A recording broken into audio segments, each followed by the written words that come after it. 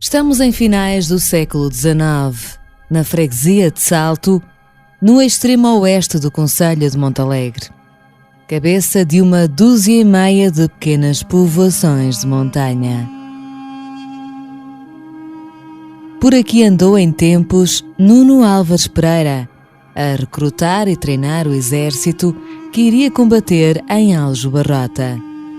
Aqui casou com Dona Leonor Alvim, com propriedades e casa de habitação na aldeia da Arboreda. Nesse tempo, a vida campestre seguia tranquilamente o ciclo das estações do ano. Pastoreio de vacas nos prados e de ovelhas e cabras nos montes. Caldo de leite ou de castanhas pela noitinha, acompanhado ou não por uma escudela de batatas, um persigo de recente introdução na dieta alimentar de Barroso, para aquele tempo. Chegado o verão, é tempo de colheitas, enchem-se de feno os palheiros, guarda-se o centeio nos tolhões, arrancam-se à terra os ainda esparsos pés de batata e aguarda-se que os castanheiros comecem a abrir os ouriços e a deixar pingar as preciosas castanhas.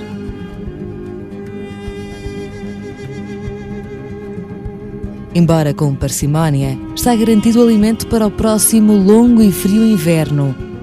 Uma vez adicionada a carne de porco e o pão centeio que o moinho vai moer, logo que as primeiras chuvas outonais engrossem o caudal de ribeiros e riachos. Foi assim que o moleiro da borralha levou sempre a vida para a frente. O filho não quis seguir as pisadas do pai e mal alcançou a puberdade, largou a casa e o ofício e foi arranjar trabalho nas minas de wolframio de Coelhoso, lá para os lados de Bragança. Quando observou as pedras que a custo eram arrancadas ao ventre da terra, não se conteve e exclamou: "Destas pedras hás com tanta abundância na minha terra, que é com elas que atiramos às cabras." E escreveu ao pai para lhe mandar algumas para mostrar ao encarregado das minas, um tal Mariron, de nacionalidade francesa. Que não, Disse o tal Mariron. que são apenas calcopirites, que lá por terem a mesma cor não quer dizer que sejam wolframio, que mais isto e mais aquilo. No dia seguinte, Mariron pôs-se a caminho da borralha, falou com o moleiro, dirigiu-se a Montalegre e fez o registro da mina. Nos finais do século XIX, as minas da borralha entraram em atividade, embora limitada de início à recolha do mineral encontrado à superfície, tal era a abundância de wolframio que por ali havia. E então a aldeia, e hoje Vila de Salto, acordou em sobressalto da sua longa letargia, quando observou a febre do ouro negro em crescendo, um formigueiro de gente que farejava ansiosa tudo o que eram montanhas e vales. Não tardou a formar-se o enorme exército de apanhistas que alastrava como uma praga de gafanhotos. Vinham de roças, vinham de Eduardo de Cabeceiras, vinham de caraças trabalhar para aqui. O mundo da primeira metade do século XX foi marcado por sucessivos conflitos bélicos. Uns faziam a guerra, outros forneciam-lhe o alimento. Durante a Segunda Guerra Mundial, as potências europeias utilizaram todo o potencial de destruição de que dispunham em terra, no mar e no ar. O palco da Segunda Grande Guerra em Portugal chamou-se espionagem, wolframio, contrabando, lutas submarinas, aeroportos invisíveis, negócios de ouro em barra proveniente do tesouro público dos países ocupados e dos judeus. O saldo final é conhecido: 56 milhões de mortes e a Europa, e entre outras regiões do mundo, completamente devastadas. Portugal manteve-se neutro, mas foi o principal fornecedor europeu de dois produtos estratégicos: o wolframio para armas de fogo e munições e as conservas de peixe para alimentação nas frentes de batalha. Cavaram-se por toda a região do Noroeste Ibérico buracos grandes e pequenos, em lameiros, encostas, recantos graníticos das serras, por baixo das capelas e igrejas, em todo o lugar suscetível de conter o novo ouro negro. Uma pequena pedra de 100 gramas podia constituir uma bênção para uma família pobre. Uma china de 3 quilos era o dia dos prodígios. e um filão de wolfrâmio e uma mina. Quando os preços subiram de forma especulativa, apanhistas, farristas e mineiros ganharam o estatuto de pobres ricos para se converterem de novo em ricos pobres quando a guerra acabou. Wolfrâmio é um metal escasso na crosta terrestre, muito duro e denso, com o ponto de fusão mais alto de todos os elementos. O termo tungstênio vem do sueco e quer dizer pedra pesada. O wolfrâmio, ou tungstênio, é utilizado em filamentos de lâmpadas incandescentes e fluorescentes, esferas de canetas esferográficas, ligas de aço, máquinas ferramentas, compostos de tintas, balas e como lubrificante para atuar a altas temperaturas. É utilizado também em ligas de metais pesados para o fabrico de armamento e blindagens. O wolfrâmio foi isolado pela primeira vez em 1783 em Espanha, pelos irmãos José Eluiar e Fausto Eluiar. Na Segunda Guerra Mundial, o wolfrâmio desempenhou um papel de enorme importância nas relações diplomáticas. Portugal foi então o principal fornecedor de wolfrâmio na Europa. O país foi pressionado pelos dois lados em disputa, já que o wolfrâmio era um elemento de alta importância para a indústria de armamento.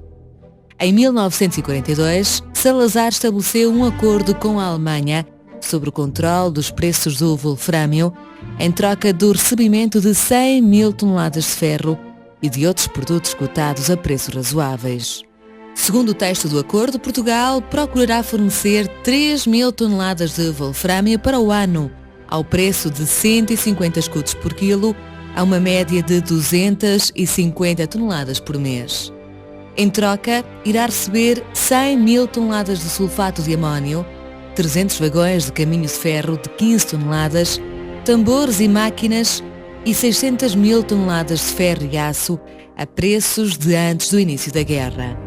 Foi ainda celebrado outro acordo, até 1 de março de 1943, na qual Portugal se compromete a fornecer ao governo alemão ou às empresas que este indicar 2.800 toneladas de wolfrâmio concentrado ao preço de 150 escudos por quilo.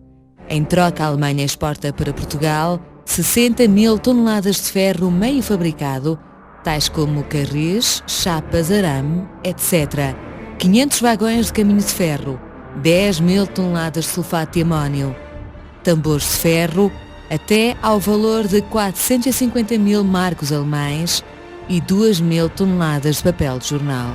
Em 1943 é ainda assinado o novo acordo para a entrega, por Portugal, de mais 2.100 toneladas de wolfrâmio contra a exportação pela Alemanha do mesmo género de produtos, já constante dos acordos anteriores. Portugal começou a debater-se com a escassez deste minério face à procura crescente dos países beligerantes, o que gerou não só o florescimento do mercado negro, como uma intensa especulação sobre os preços.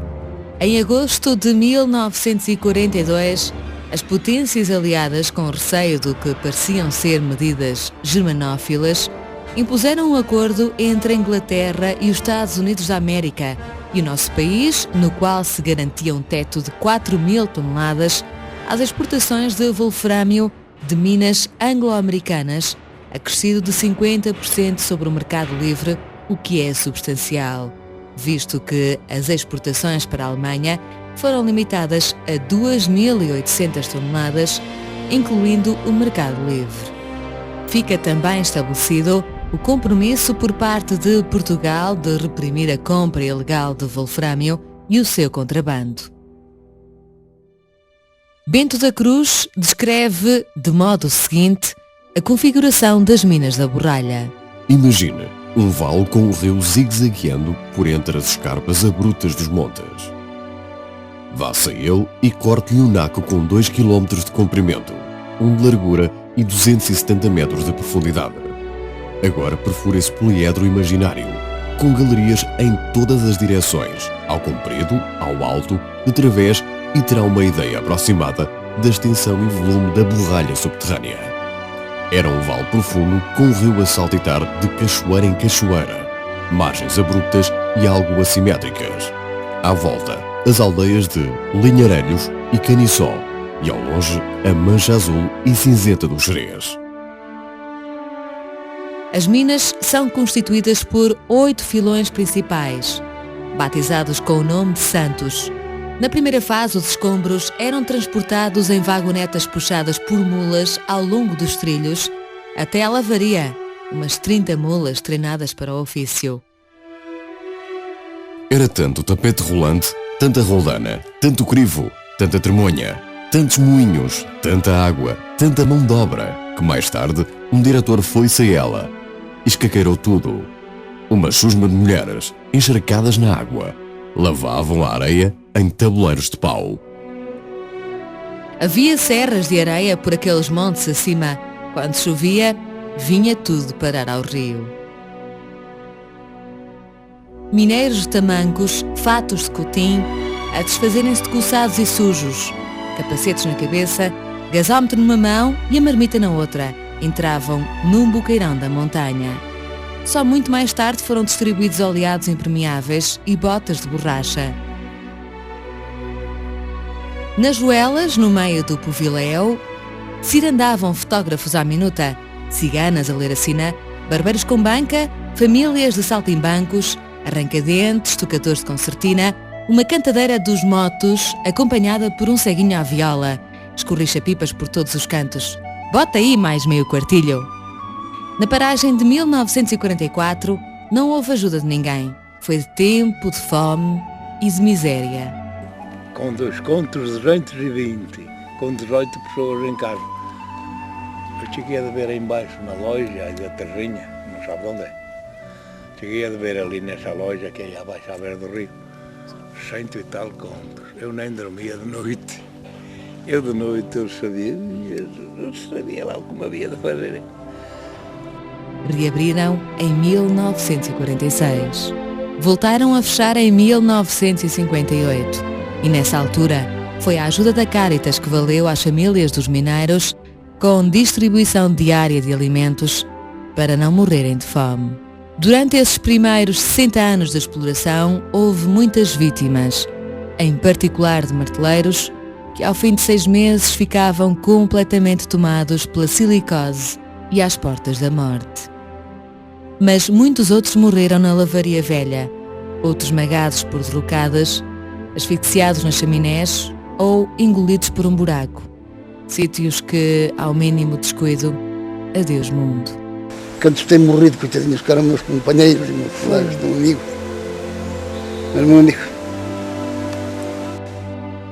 Poucos enriqueceram com a fárria, a exploração e contrabandos do wolframio livre e os prodígios a ele ligados.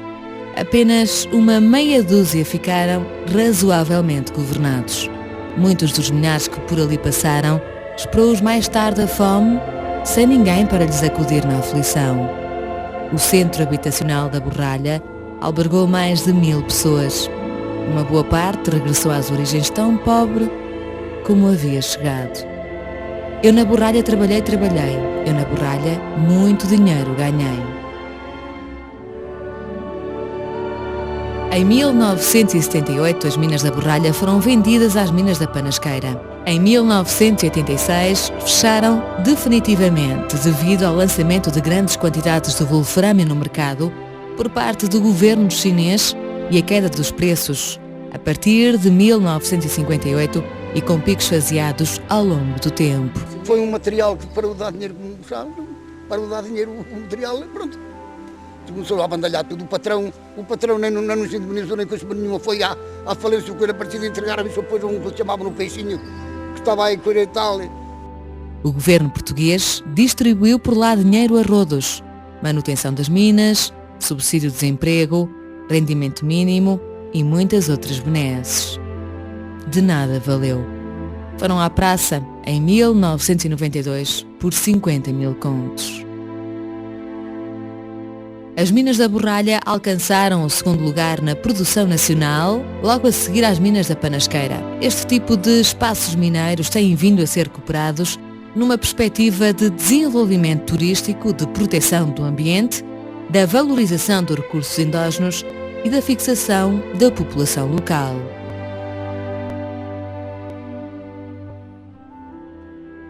A musealização do Complexo Mineiro é uma vertente a ter em conta, aliada a medidas de recuperação da zona habitacional e das aldeias circundantes, da paisagem, iniciativas integradas num projeto geral de aproveitamento dos recursos endógenos, como a gastronomia, os passeios turísticos, as minas de estanho e os depósitos de berílio circundantes, os espaços de lazer ligados a programas que incluam a barragem da Venda Nova, as minas dos Carris, no Gerês e todo o potencial de atração que este Parque Nacional tem para oferecer.